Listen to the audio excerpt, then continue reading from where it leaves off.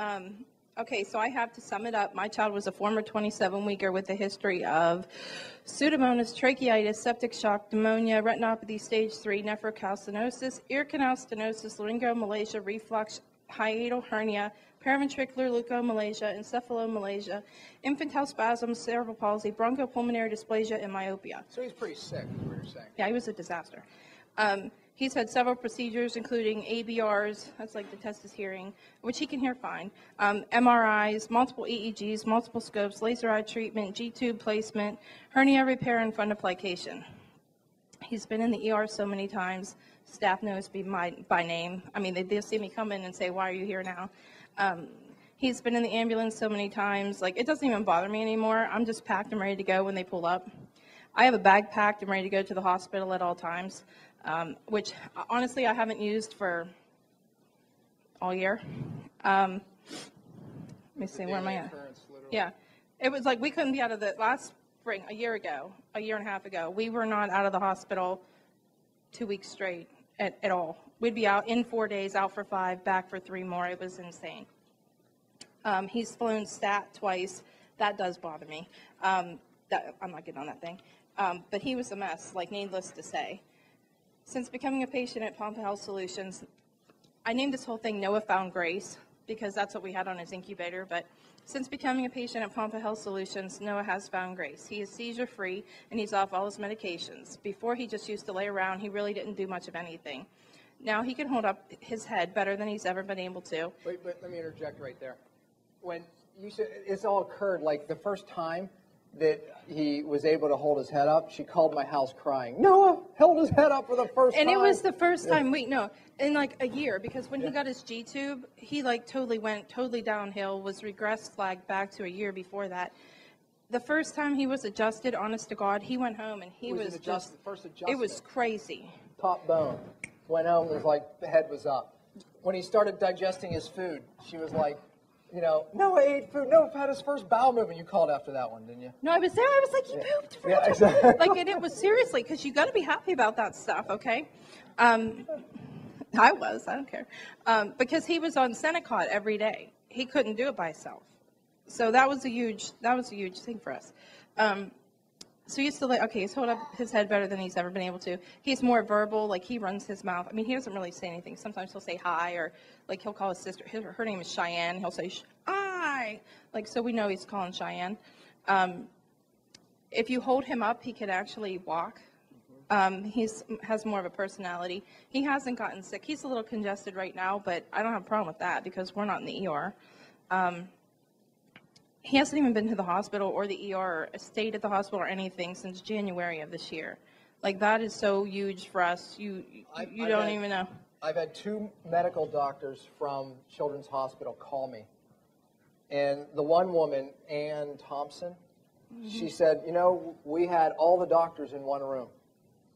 She said, the question was this: what did Pompa do that stopped these seizures? That's what they couldn't figure out. And she said, my guess is that this high-fat diet that he's on, a ketogenic diet. I said, he's not on a ketogenic diet. She says, because that could have stopped the seizures, da-da-da. I said, no, he is on a high-fat diet. I said, because we haven't taken tons of phosphatidylcholine, all the stuff that heals the brain, the cell, the 4-to-1 ratio. I mean, this guy's ingested more 4-to-1 ratio oil than, anyone in the room.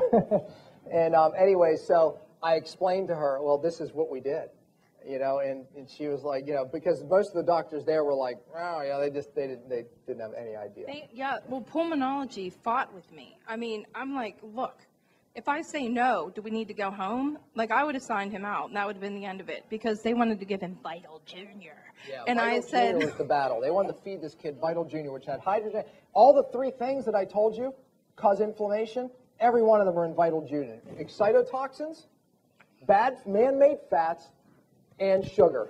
A lot of sugar. Not just sugar, corn syrup. Corn syrup, which is, a neurotoxin in itself, an excitotoxin, some of which contains mercury. Boyd Haley will talk more about that maybe. But, look, it's like that's what they wanted this kid on. And they were trying to accuse me of poisoning him. Yes, Boyd. Yes, he was. He's had all his shots to date, but now we're done with it. Yep, exactly. He had his shots in the NICU, his 3-month shots, before he was even like supposed to be born. Yeah. So apparently I should have listened to my sister sooner.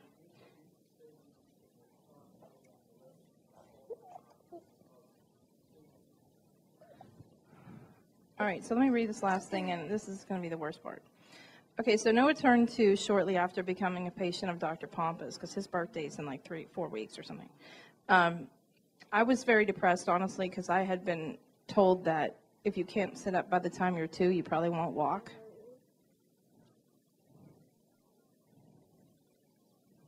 Sorry. Give her love, Jay.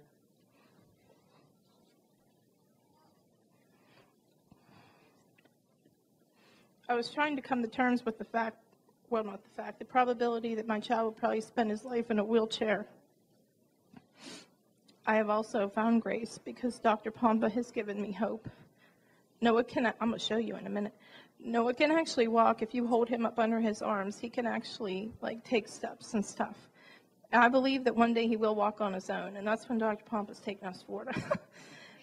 And that will be my best day. You think I will be a blubbering idiot on that day, seriously.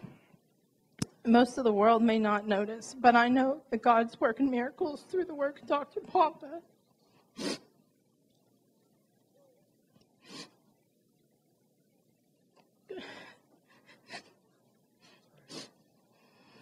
I got 3 more lines. You can do it. You can do it. Come on. On the incubator in the NICU, I put a sign on it that said Noah's Ark. And honest to God, when this kid was born, I didn't know this child's name. He did not have one. But I put Noah's Ark with Genesis 6:8 on it. Said, but Noah found grace in the eyes of the Lord. And Noah hasn't indeed found grace. He's standing right there. His name is Dr. Dan Pompa. My kid would not be where he is right now, honestly, if it wasn't for Dr. Pompa.